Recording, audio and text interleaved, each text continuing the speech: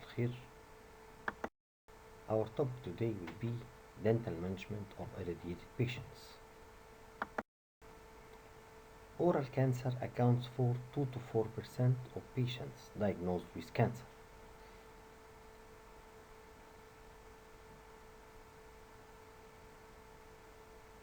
It is ranking number 7 in occurrence after lung, breast, colon, and prostatic cancer. Squamous cell carcinoma is the most common type of oral cancers. It constitutes about 90% of oral cancers, where the tongue is the most common oral site.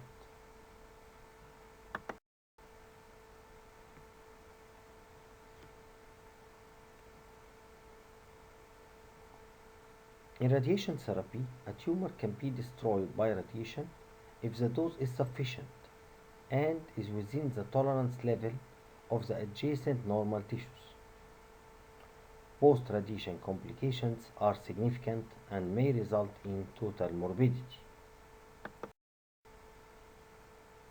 There are different treatment modalities which are employed in radiation therapy.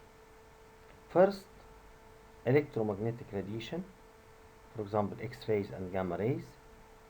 These radiations have no mass and no charge. They are only electromagnetic waves. And particulate radiation, for example electrons, neutrons, alpha particles, and atomic nuclei.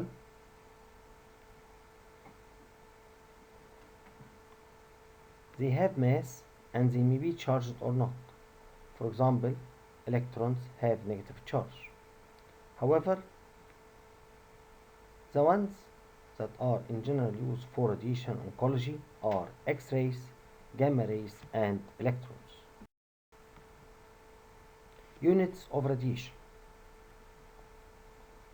Formerly, the rad was used. This unit has been replaced later by the gray, which is defined as an energy absorption of 1 joule per kilogram. That's to say, 1 gray equals to 100 rad and equals to 100 centigrade. 1 gray equals to 100 rad or 100 centigrade.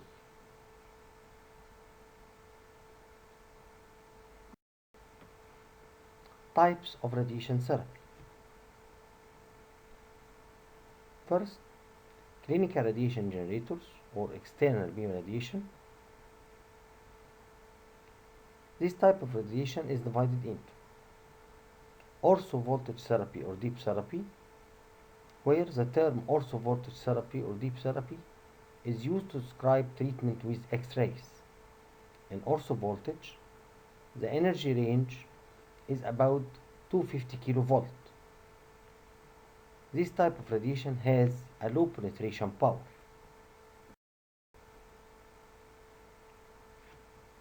The other type of radiation therapy is called super voltage therapy or mega voltage therapy, in which X-ray therapy has been designated as high voltage therapy or super voltage therapy.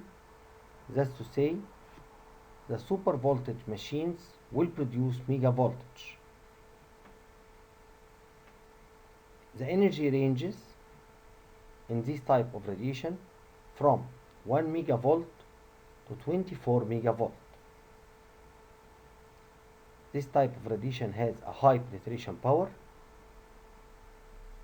The energy of treatment is measured in electron volts, which is defined as the energy required to move an electron through a potential of 1 volt.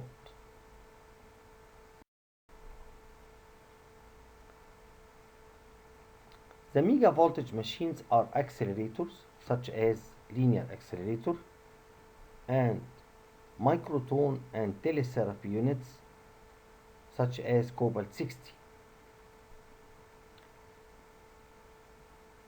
In these machines, 1 kilovolt will equal to 1000 electron volt and 1 megavolt will be equal to 1 million electron volt. Usually, the patient receives radiation for 5 days for 6 to 7 weeks and takes rest from radiation in the weekend.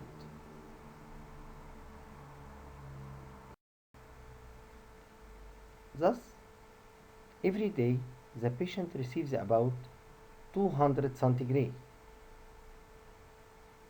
That's to say, the patient receives 1000 centigrade per week, and the whole treatment is about 6000 to 7000 centigrade. The limiting factor for radiation is the tolerability of the adjacent tissues. We cannot exceed the dose of radiation behind the tolerance of the adjacent tissues. And every tissue in the body has different tolerability for radiation.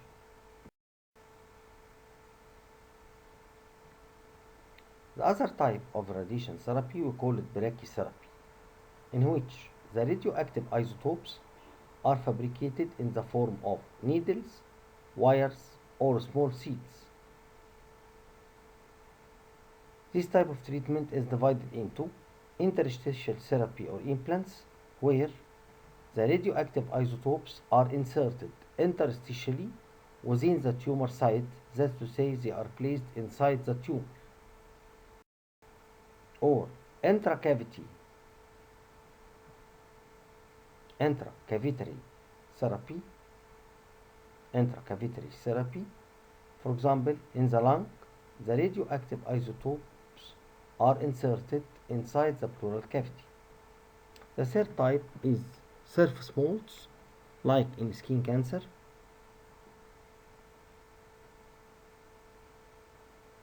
Where the radioactive isotope is placed on the surface. In brachyradiotherapy, different types of radioactive isotopes are used. For example, iodine 125, radium 266, and iridium 192, where the latter is the most commonly used.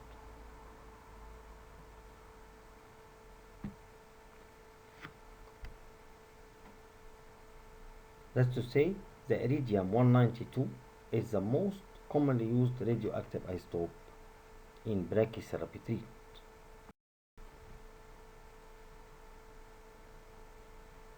Then, we are going to talk about radiotherapy prosthesis.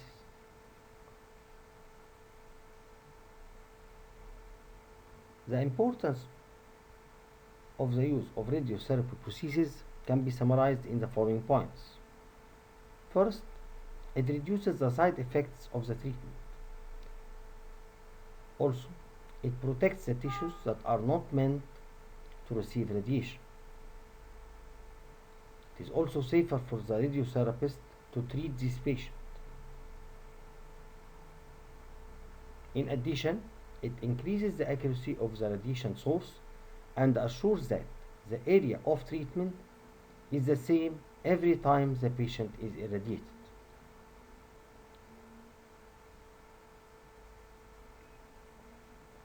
Also, it results in a more cooperative patient since discomfort and injuries are reduced. There are certain requirements for the radiotherapy prosthesis. These include comfort, minimal weight, retention and stability, accuracy, suitable strength, easy to repair and clean, allows the patient to breathe easily, allows visualization of tissues, easy to place and remove by the patient.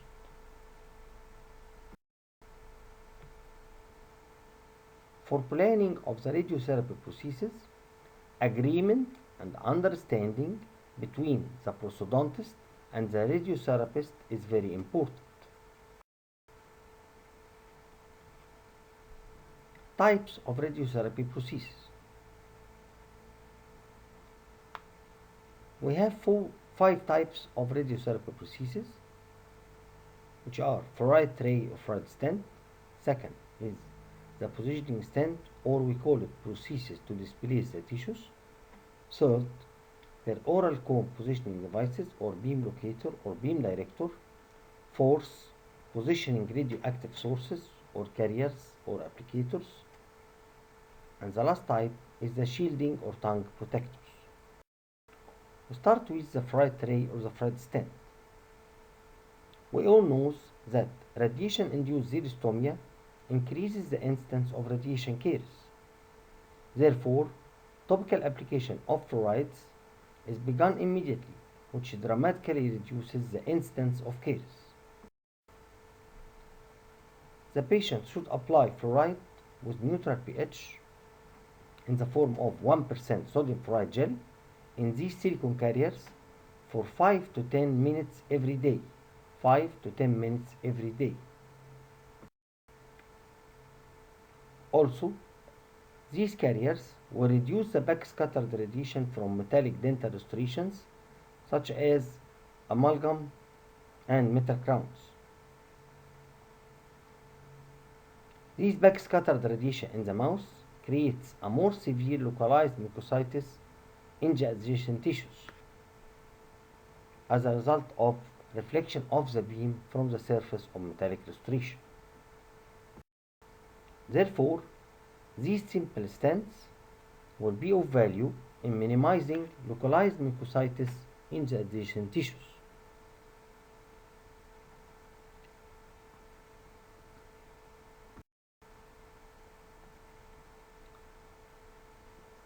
The second type of radiotherapy prosthesis, we call it positioning stents or prosthesis to displace the tissues. This type of stent may be used to place the diseased tissue within the radiation field and the normal tissues away from the radiation field. These stents are useful for tongue and floor of the mouth lesions treated with external radiation.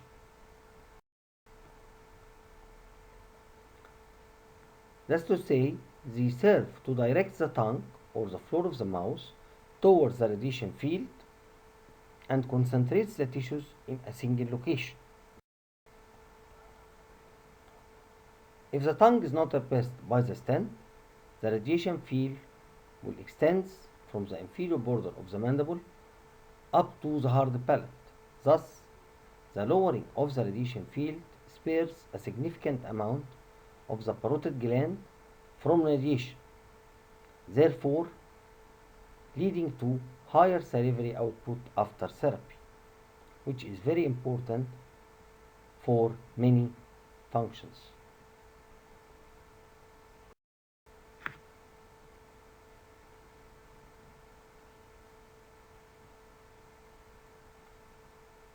This type of stent consists of an interocclusal stent that extends lingually with a horizontal acrylic resin shelf.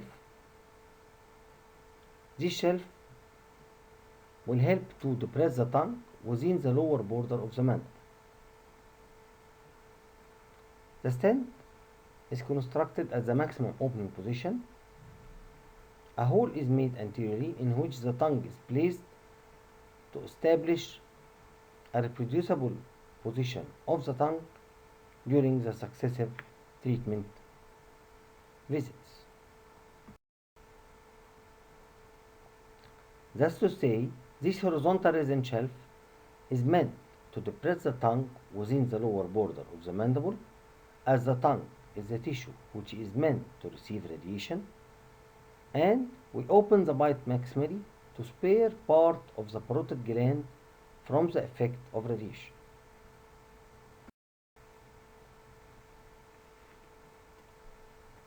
Third type of radiotherapy prostheses are called peroral cone positioning devices, or beam locator, or beam director, or radiation cone locator.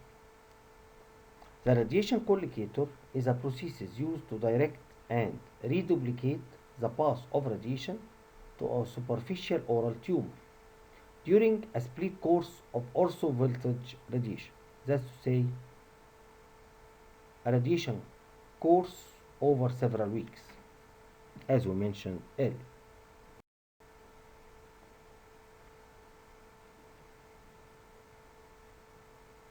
This type of stent is used in treatment of smaller superficial lesions in accessible regions of the oral cavity, such as the anterior floor of the mouth, the hard palate, the soft palate, or the tongue.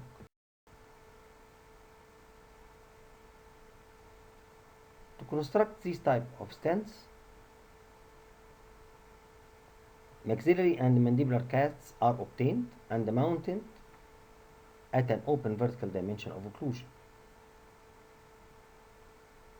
Then, an acrylic resin tube is fashioned that will accept the peroral cone. This tube should be at least 6 cm in length to ensure the stability of the cone.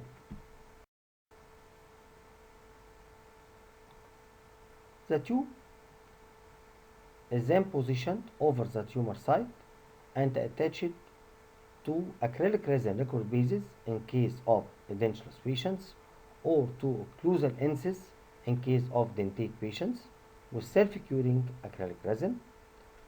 The prosthodontist and the radiation therapist will verify the position of the peroral cone at the next visit.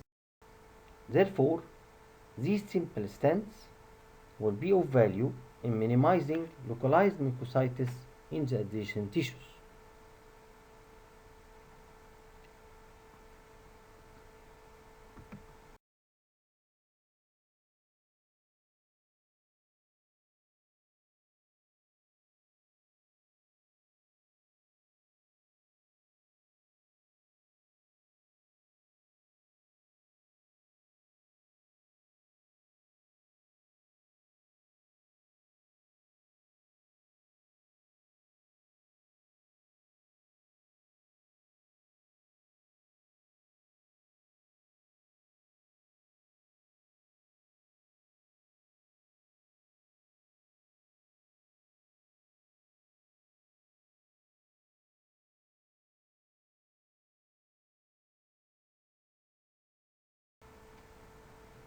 Its function is to hold the radiation source securely in the same location during the entire period of treatment. That's to say, the stent or the radiation carrier is used to position the radioactive source near the tumor site. We usually use cesium-132 or iridium-192.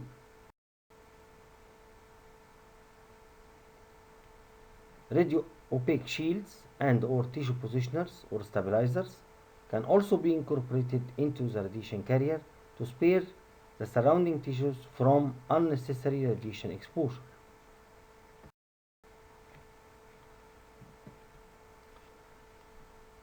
As an example of this type of stents is a stent used for treatment of recurrent squamous cell carcinoma of the soft palate. The patient already received before a full dose of external beam radiation. Then the tumor recurred again, and so we cannot give another dose of external beam radiation because of the tolerance of the adjacent tissues.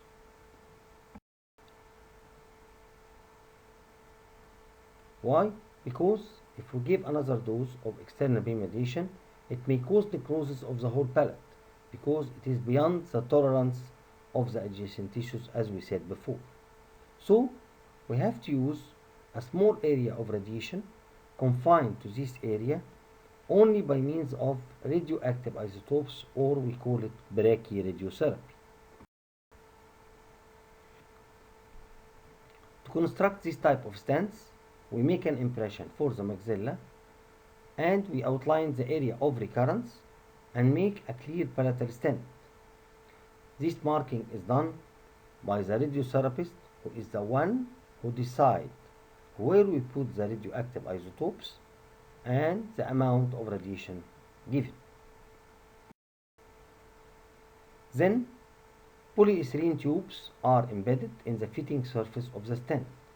These tubes are narrow and hollowed, and inside them the radiotherapist will embed beads or seeds or needles of the radioactive material.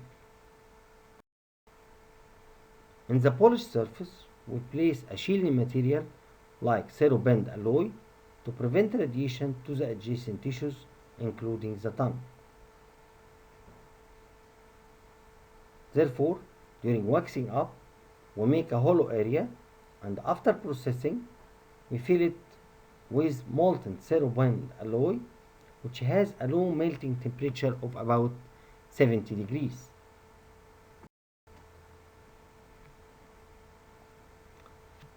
The last type of radiotherapy prosthesis, we call it shielding or tongue protectors. Shielding stents or tongue protectors are intraoral prostheses designed to shield the adjacent tissues from radiation during ortho voltage radiation of malignant lesions in the head and neck regions. Shielding is very helpful for protection when a patient is to receive a unilateral dose of radiation. That's to say, the tumor is only on one side of the head. The stent was designed to displace the tongue away from the treatment area and to open the vertical dimension of occlusion. As we said before, cerebral alloy has been shown to be as lead in preventing the passage of an electron beam. Why we are using cerebral alloy? The main advantage of cerebral alloy over lead is that it melts at about 70 degrees centigrade compared with 327 degrees for lead. Therefore, can be easily cast into any shape. Also, at room temperature, it is harder than lead. It has to be noted that the metal must be covered with wax or acrylic resin to prevent backscattered radiation from this metal surface. Cerebral alloy is quite effective in shielding an electron beam. That's to say, it has been shown that a 1 cm thickness of cerebral alloy will prevent transmission of 90% of an 18 mega electron volt electron beam. 18 mega electron volt electron beam.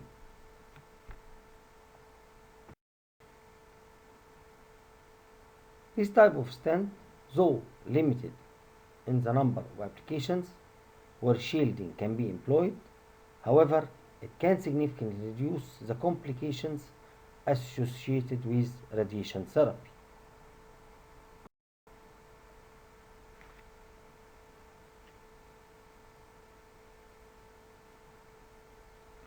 An example of these stents is the parotid stent.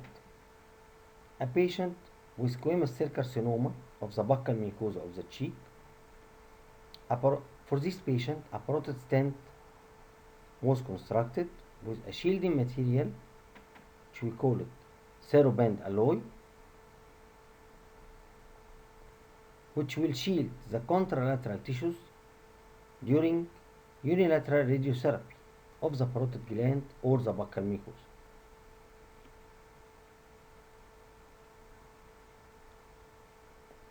The contralateral tissues are the tissues on the other side of radiation application. That's to say, we are going to shield the tongue and the parotid gland on the other side. To construct this stent, we take an upper and lower impressions and mount the obtained casts on the maximum opening position. Then, the stent is made first in wax, and the wax on the left side is hollowed. After processing into acrylic resin, molten cerebral alloy is poured inside this hollow area. The cerebral alloy will act as a shield protecting the mandible and the maxilla on the left side, which is the side that will receive radiation, and in addition, it will protect the tongue, the mandible, and the maxilla and the parotid gland on the right side. Therefore, it will spare all these tissues from the effect of radiation.